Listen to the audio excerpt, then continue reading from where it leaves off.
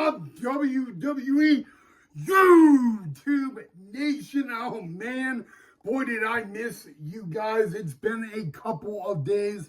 I've been extremely busy, so I do apologize. But it feels so great and awesome to be back on YouTube. So let's not waste any time, guys. Welcome back to the channel of the Ryan Knight WWE Report right here on YouTube. All right, guys, so in today's episode, we are going to do a happy birthday shout out to two people that mean so much to the WWE. Then we are going to talk about some WWE releases, and yes, you did hear that right. There have been some releases from WWE. Two of them will actually be mind-blowing, shocking. Then we will get over and talk about Crown Jewel that happened in Perth, Western Australia earlier this morning. And then, guys, I thought we would end today's episode with some breaking news regarding Aleister Black and last night on Friday Night SmackDown, which, by the way, was in Perth, Western Australia. All right, guys, so let's start with the happy birthday shout out, and it goes to two people that mean so much to WWE and so much to professional wrestling since Crown Jewel earlier this morning was in Australia. We will start with Mommy, aka Australia's own happy 29th birthday to former member of the Judgment Day, aka Mommy Rhea Bloody Ripley. That's right, guys. Australia's own Mommy Rhea Ripley turns 29 today. And we will get back to Rhea Ripley in a little bit, because on her 29th birthday, believe it or not, she got to wrestle in her homeland of Australia. They love saying that in Perth. So we will talk about that later in the episode. But our second happy birthday shout is to a lovely legend, a WWE Hall of Famer, the American Dream, Dusty Rhodes. You know, guys, it would have been the American Dream, Dusty Rhodes' 80th birthday today. Rest in peace, Dusty, my friend. Actually, the really interesting thing about Dusty is his son, the American Nightmare, Cody Rhodes, wrestled in the main event of Crown Jewel earlier this morning on his what would have been his father's 80th birthday. So happy birthday, Dusty Rhodes. We miss you. We love you. Rest in peace, my friend. And long live the American Dream, Dusty Rhodes. Okay, WWE fans, now we're going to get into our second order of business, and it is two important people, or two big people, I should say, that were released from WWE, or the time with WWE has came to an end. And I want to start with ladies. Ladies go first. So we're going to start with the ladies. The WWE Vault GM manager Stevie Turner has been released. But it wasn't really a release. She took to her X or Twitter yesterday and just said that her contract with WWE is coming to an end, and that she is not renewing it by any of that. And I kind of found it really interesting because a lot of WWE fans were actually not too happy with that. They were, I don't really think I should say they were shocked by any means, but they just were surprised that, Stevie Turner was not going to renew her contract with the WWE, and she served as WWE's Vault manager, which is kind of like the tryout. It's below NXT, but she was also a competitor inside the ring and all that. So that was a little big, but it wasn't really the biggest release of the releases. Kind of the biggest one, and I saw a lot of professional wrestling fans really getting angry and unhappy with this. It was Wes Lee. Now, Wes Lee was one of the top rising stars currently on NXT. That's why a lot of WWE fans were a little more surprised that Wes Lee was released, guys. Wes Lee, a former NXT North American champion, at many times, guys, some people said he would definitely be able to make it to the main roster of the WWE, and unfortunately, that did not happen. Again, I mean, when I heard about this and I looked at the comments, a lot of WWE fans were really upset about it. Respectably so, guys. I was kind of surprised to actually see Wes Lee in that category. He didn't really look like the type of guy to get released by WWE. I don't really think, if he was maybe the next, rising star of NXT, but he was definitely a fan favorite. Let's just put it that way, of NXT, guys. In a way, he reminds me a lot of Sami Zayn when Sami Zayn was on NXT. And so, those were really the two biggest releases by WWE. None of them, I can say, none of the WWE releases were on the main roster, which is always a good thing.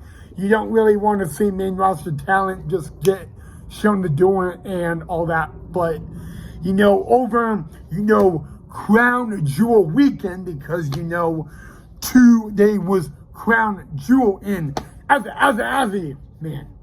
Just saying Azzy is so catchy. But, they say that in Australia.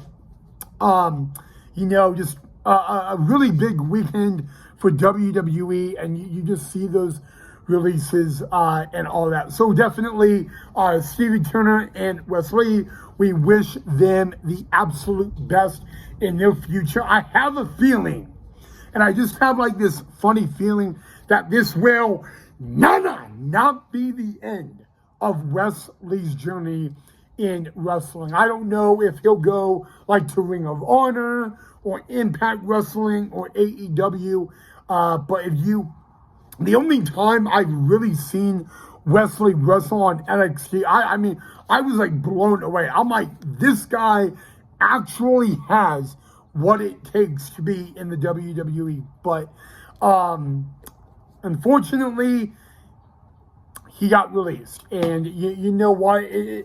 It's part of the game. It's part of the business. Think about this.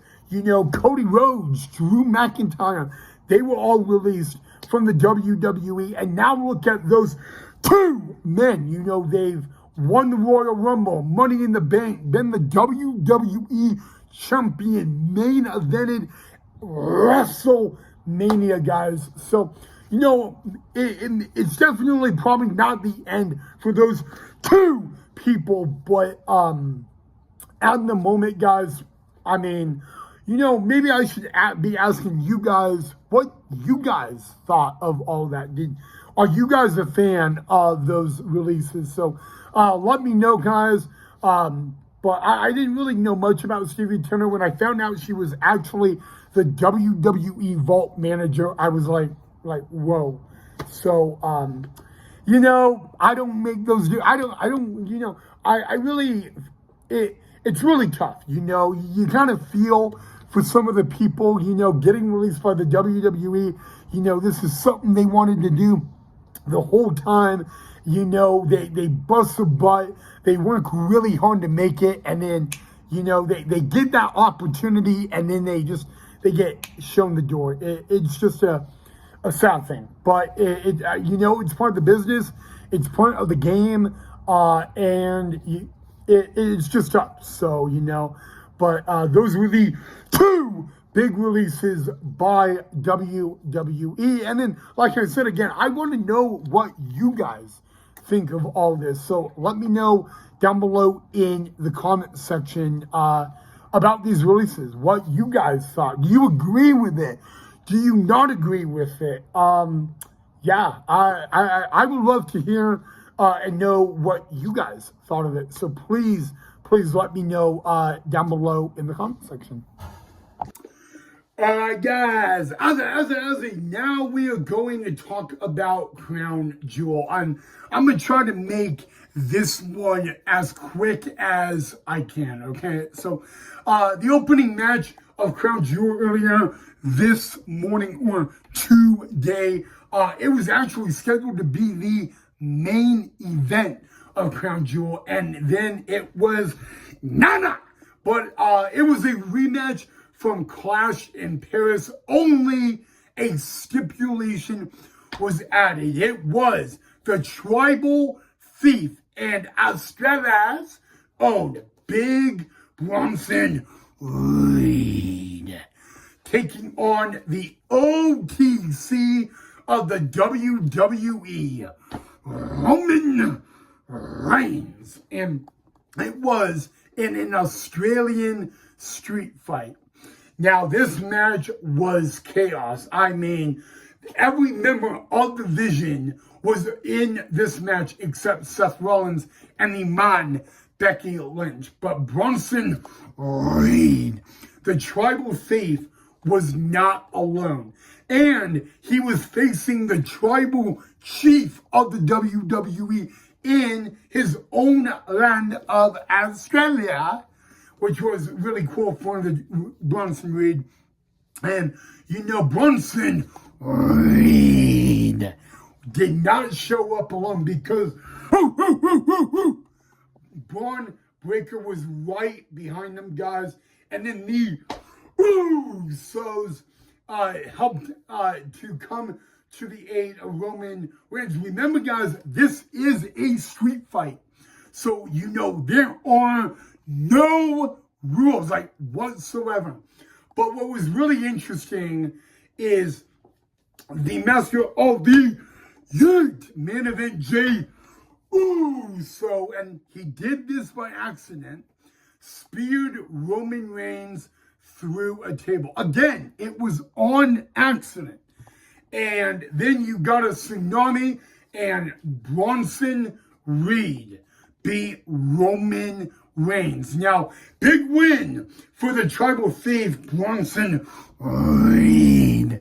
Number one, it's in his homeland of Australia, guys. And then anytime you can beat Roman Reigns, yet alone pin Roman Reigns, that is huge, okay? But then it's kind of what Roman Reigns told the Usos after the match. He looked at Jey and Jimmy Uso, and he told them, I don't want to see either of you guys until Christmas. I mean, literally, how big of a statement is that?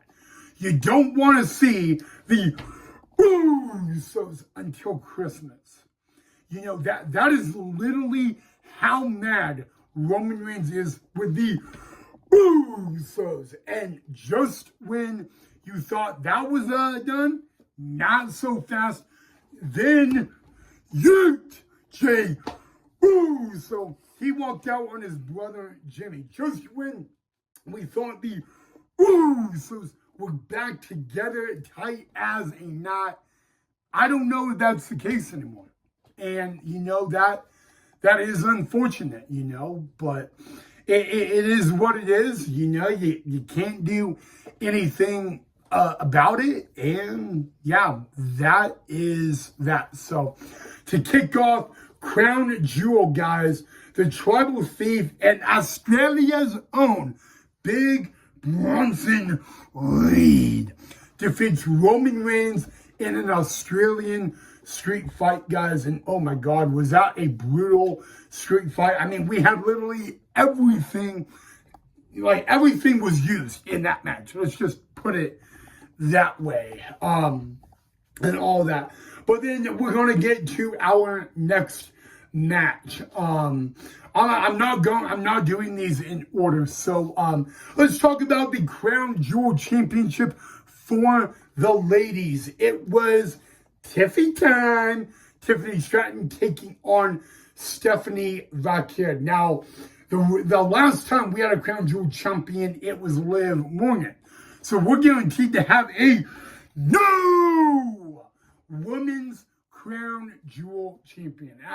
I think I said this earlier that I could see this match literally going either way. Just could, 100% without a doubt. Well, guys, I mean, I cannot believe this, but I would say Tiffy Time and Stephanie Vaquer, they both deserve to be a Women's Crown Jewel champion. I mean, but I literally, guys, I thought Tiffany Stratton was going to lose this past WrestleMania to Charlotte Flair, and she ended up beating Charlotte Flair. I mean, that's how good Tiffany Stratton is. And when I saw that, I was like, I can't bet against Tiffany Stratton. That literally just cannot happen. So, what an incredible night, guys. And I mean, literally, guys, Stephanie Vaquer has not even been on the WWE main roster for an entire year yet. And she won the Women's World title. That's number one.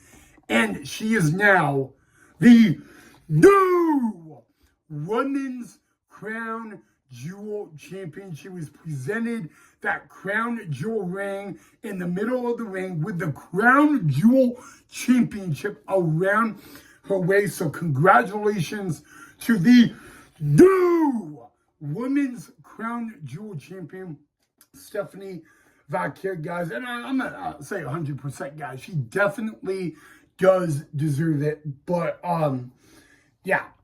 You know what? You thought that was a good match? Wait till the men's. And, well, you know what? We'll get to the men's, because the men's Crown Jewel Championship was the main event of Crown Jewel. But talk about the last time ever. Now, these two men are near on retirement. The last time ever, John Cena taking on the phenomenal AJ Styles. By the way, AJ Styles next year will be hanging up the boot. So he will be retiring, guys. What a phenomenal match. I mean, literally anytime you get John Cena versus the phenomenal AJ Styles, it's crazy bananas. I mean, it's literally what you call more than phenomenal. And so, you know what, guys? John Cena won, guys. But, I mean, you know what? I could talk about John Cena all day. We all can. But John Cena defeated the phenomenal AJ Styles. What about the tag team match? Now this one is interesting. Kairi Sane, Asuka, the Kabuki Warriors taking on Rhea Ripley and Io Sky. Now, Io Sky used to be a part of the Kabuki Warriors, which, it's kind of interesting because, I really think, I think Kairi Sane is lost. I really think that Io and Kairi, there is still love for those two ladies. But and then, like I said at the beginning of the episode, Rhea Ripley being able to compete on her birthday, on her 29th birthday in her homeland as of Australia. Now that right there is pretty cool. I'm not gonna lie. That's cool right there. But Kairi Sane and Asuka, the Kabuki Warriors, they lost. So on her 29th birthday, Rhea Ripley doesn't just get to compete in front of her homeland of Australia, she also gets the W. Now that's very cool right there, guys. And congratulations to Rhea Ripley. And again, happy birthday to her as well. But really, the main event. Now, the main event of Crown Jewel is interesting because remember what Paul Heyman told Seth Rollins this past Monday. He said, if you lose to Cody Rhodes at Crown Jewel, I have to wonder, I have to consider why I chose you at WrestleMania. Now, that's a lot. Okay, flat out, that's a lot to think about. Seth Rollins defeated Cody Rhodes. Okay, so Cody Rhodes will not be a two-time Crown Jewel champion, unfortunately. Congratulations to Seth Rollins. And to be honest with you guys, Seth Rollins beat Cody Rhodes without any help. And it is the first win that Seth Rollins gets over Cody Rhodes. So congratulations to Seth freaking Rollins. All right, guys, and we're going to end today's episode with something that really happened last night on SmackDown, and it was between Damian Priest and Aleister Black as they competed in what was a brutal, and I mean brutal, last man standing match, guys.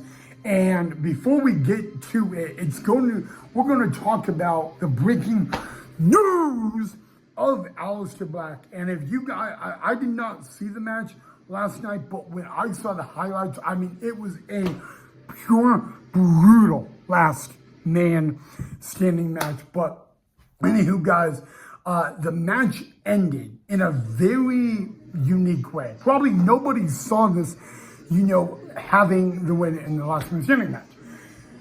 Zelina Vega begging Damian Priest not to do any more to Aleister Black. Now you got to remember, guys, Aleister Black and Zelina Vega, they are, I think they're married or they're boyfriend, girlfriend. Anywho, but Zelina Vega also is very close with El Campeon Damian Priest.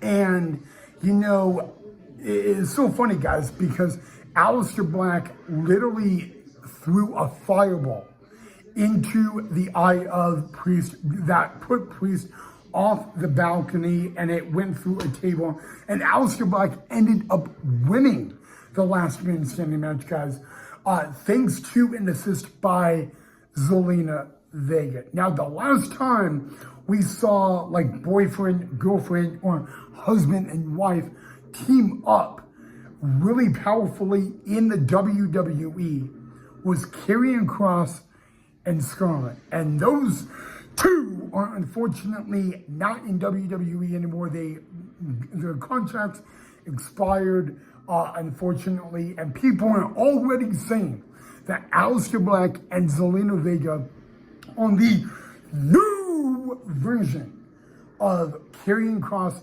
and Scarlett. I even think one not really a comment, but one article said the only difference is that Aleister Black and Zelina Vega actually wrestle in the WWE. So really, you guys, very interesting. It was if I could give the last man standing match out of a 1 out of 10, I would give it a 10. I mean, it it stole the show.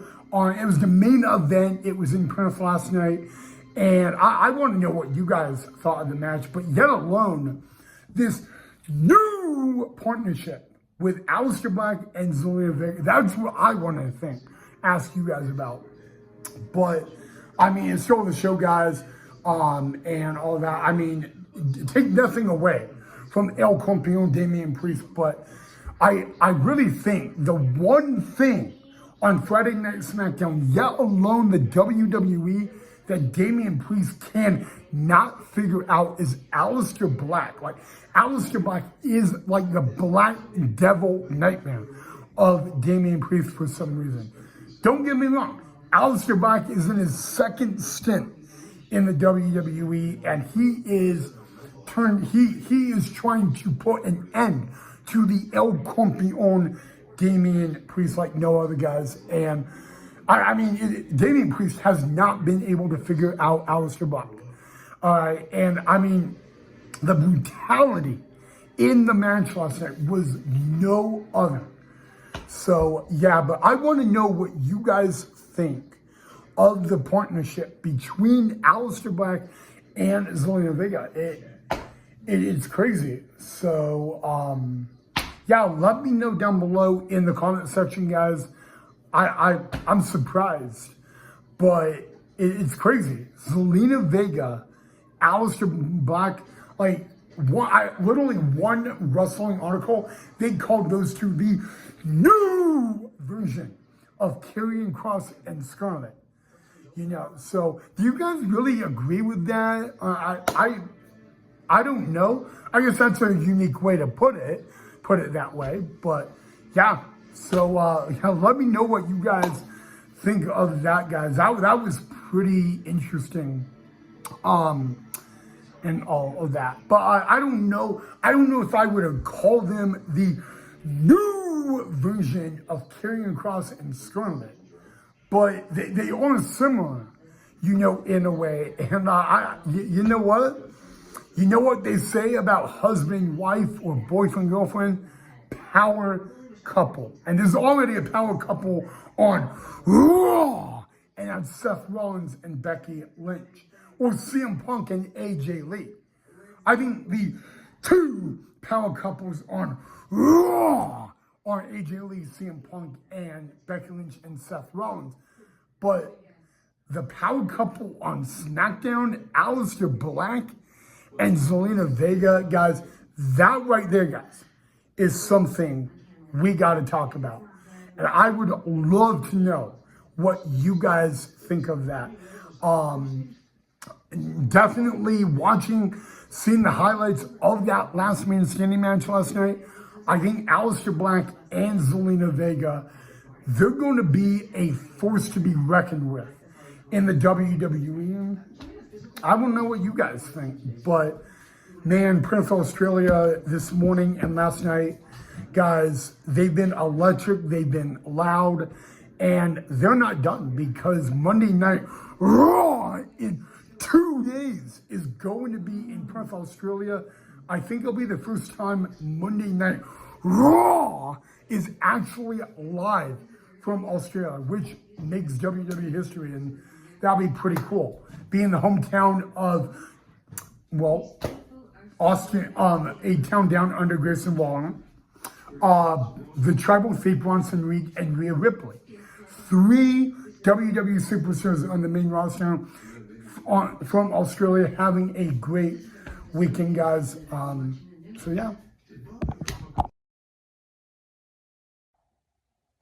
All right, guys, before I end today's episode of the Ryan Knight WWE Report, only on YouTube, I wanted to say thank you so much for watching. Again, sorry, it's been a couple of days. It's been very, very busy. More likely, I've been very, very busy.